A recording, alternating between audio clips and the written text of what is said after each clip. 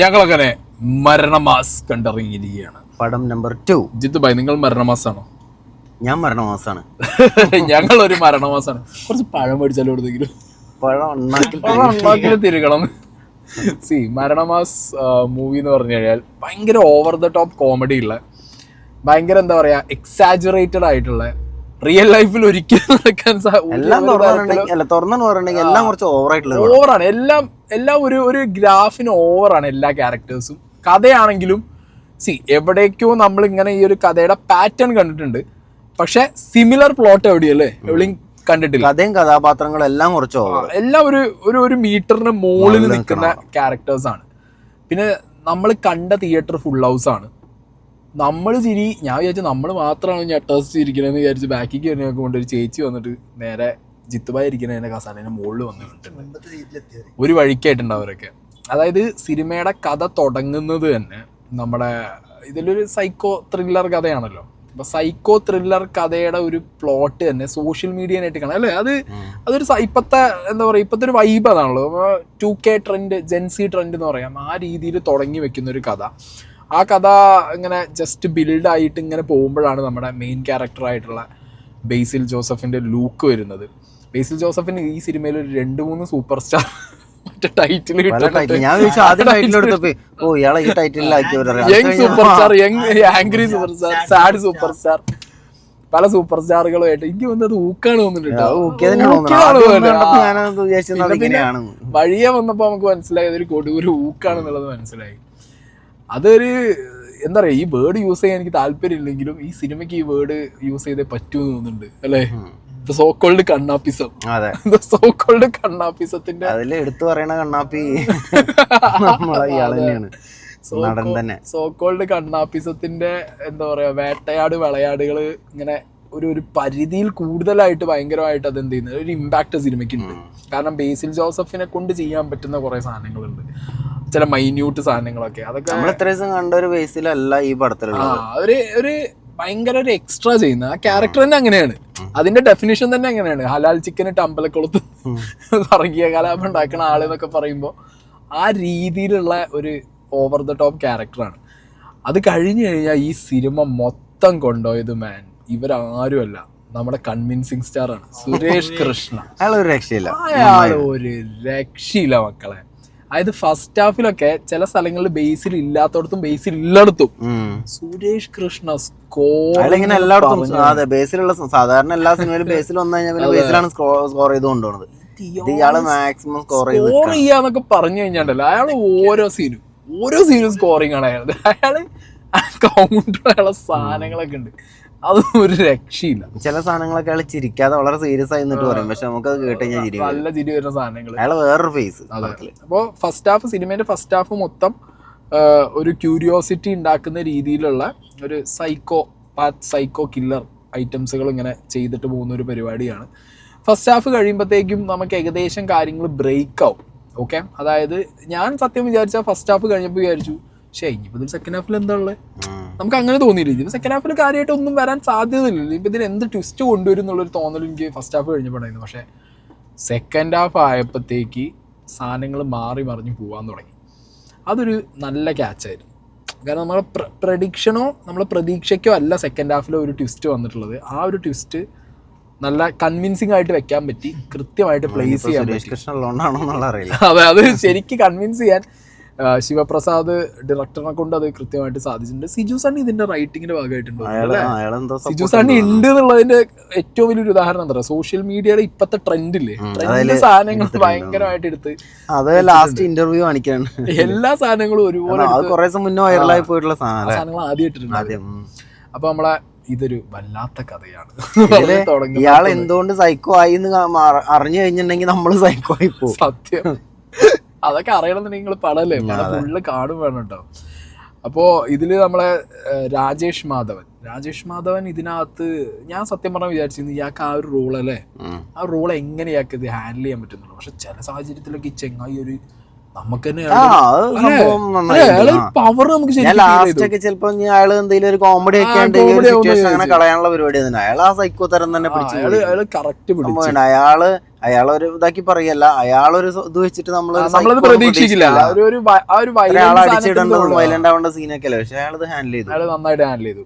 അനീഷ അനിൽകുമാർ ഇതിലെ ആക്ട്രസ്, ഇവരാണ് ഈ സിനിമയിൽ ഇനി എവിടെയെങ്കിലും ഒരു ക്രിഞ്ച് പോർഷൻ അടുപ്പിച്ചിട്ടുണ്ടെങ്കിൽ ഇവരുടെ ഒരു ബേസിലിന് ഇവരുടെയും സെക്കൻഡ് ഹാഫിന്റെ ലാസ്റ്റിലുള്ള ഒരു കോംബോ ഒരു സാധനമുണ്ട്. അത് സത്യം പറഞ്ഞു കഴിഞ്ഞാൽ ക്രിഞ്ചിന്റെ ക്രിഞ്ച്. അല്ല, എന്നെ സംബന്ധിച്ചിടത്തോളം ഈ സിനിമ എങ്ങനെ എനിക്കൊന്ന് വെച്ചിട്ടുണ്ടെങ്കിൽ ഒരു ഫോർമുലയാണ്. അതായത് 60 എന്താ പറയുക കോമഡി അടിപൊളിയായിട്ട് പോയി, ഒരു 40% എനിക്ക് ക്രിഞ്ചാണ്. ക്രിഞ്ച് ഇതിനെ വെച്ചിരിക്കുന്ന അറിയോ, ആ ക്രിഞ്ചിൽ ചിരിക്കുന്നവരുണ്ട്, മനസ്സിലായി, ആ ക്രിഞ്ച് ആസ്വദിക്കുന്നവരുണ്ട്. ഇപ്പൊ ഞാൻ സത്യം പറഞ്ഞാൽ അതൊക്കെ ഒരു വാട്സപ്പ് കോമഡീസ് ഒക്കെ പോലെ തോന്നി ആ ഒരു ക്രിഞ്ചുകൾ. അതായത് ഒരു ഓവർ ദ ടോപ്പ് കോമഡി ഇഷ്ടപ്പെടുന്നവർക്ക് ഭയങ്കര ഇതെന്താ പറയുക, റിയൽ ഫേസിൽ കാര്യങ്ങൾ നടക്കണ പോലെ. ഇപ്പൊ സംഗതി ഇവിടെ എവിടെയും നമ്മൾ കണ്ടിട്ടും കണ്ടിട്ടില്ലാത്ത ഒരു പരിപാടി, നടക്കാൻ സാധ്യതയില്ലാത്ത പരിപാടിയാണെങ്കിലും മറ്റേ പണിയുണ്ടല്ലോ, അടിക്കാൻ പോണ ഹീറോ ഇങ്ങോട്ട് പൊടി പാറ. ഇന്ന് രാവിലെ ബസൂക്കല്ലാതായിരുന്നു, അടിച്ചിടുമ്പോ പൊടി പാറുന്നു.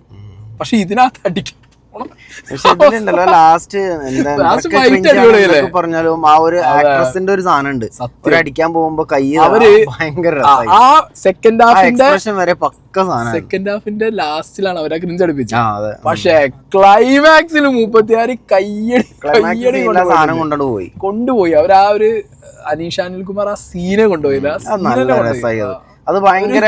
അത് നമ്മൾ അടിച്ചാലും ചിലപ്പോ അങ്ങനെ ഒരു കമ്പിയും പോയി അല്ല, അത് എന്തായാലും സിമ്പിൾ ആണ്. അതെ, ക്യാമിയോ വേണ്ട പറയണ്ട. ഈ സിനിമയിലെ മേജർ ഒരു ക്യാമിയോ ഉണ്ട്, പക്ഷെ അതൊരു 1.5 ക്യാമിയോ ആണ് മക്കളെ. ഞാൻ പ്രതീക്ഷിച്ചിട്ടുണ്ട് ഒട്ടും പ്രതീക്ഷിക്കാതെ ആ ടൈമിലാണ് പലതും സംഭവിക്കുന്നത്. സിനിമയുടെ സെക്കൻഡ് ഹാഫ് ഞാൻ പറയാം, ഫസ്റ്റ് ഹാഫിൽ മൊത്തം നമ്മൾ ബേസിന്റെ ക്യാരക്ടറിനെ ഇങ്ങനെ ഫോക്കസ് ചെയ്ത് ആ ക്യാരക്ടർ എന്തൊക്കെ ചെയ്യുന്നു, പിന്നെ സുരേഷ് കൃഷ്ണ ഭയങ്കരമായിട്ട് നമ്മളെ കൺവിൻസ് ചെയ്ത് പോകുമ്പോൾ സെക്കൻഡ് ഹാഫിലേക്ക് വന്നപ്പോ എല്ലാവരും ഈക്വലി കോൺട്രിബ്യൂട്ടർ അല്ലേ. ശരിക്കും അതിൽ ആ ക്യാമിയോക്കിൽ ഒരു സ്പേസ് ഒന്നും ഞാൻ വിചാരിച്ചിട്ടുണ്ടായിരുന്നില്ല, പക്ഷെ ആ ഒരു കറക്റ്റ് പ്ലേസ്മെന്റ് ആണത്. ആ സിനിമയുടെ ടേണിംഗ് പോയിന്റ് ആ ക്യാമിയോ സാധനമാണ്. പിന്നെ സിജു സണ്ണി ഞാൻ ആദ്യം വിചാരിച്ചത് ആ ഒരു ക്യാരക്ടറിന്റെ മീറ്റർ ഇങ്ങനെ പിടിച്ചു പോകുമ്പോൾ സിനിമയിൽ എവിടെയെങ്കിലും ഒരു ചേഞ്ച് വരുന്നു ചോദിച്ചു. പക്ഷെ അയാളത് കൃത്യമായിട്ട് അയാളുടെ ക്യാരക്ടർ അതാണ്. കാരണം എല്ലാവരും ഓവർ ദ ടോപ്പ് പോയപ്പോൾ സിനിമയിൽ ഒരു ക്യാരക്ടർ മാത്രം വളരെ റിയലിസ്റ്റിക് ആയിട്ട് അല്ലെ, വളരെ ന്യൂ ഒരു സാധാരണ നമ്മൾ എന്താണോ ഞാൻ വിചാരിച്ചിട്ടോ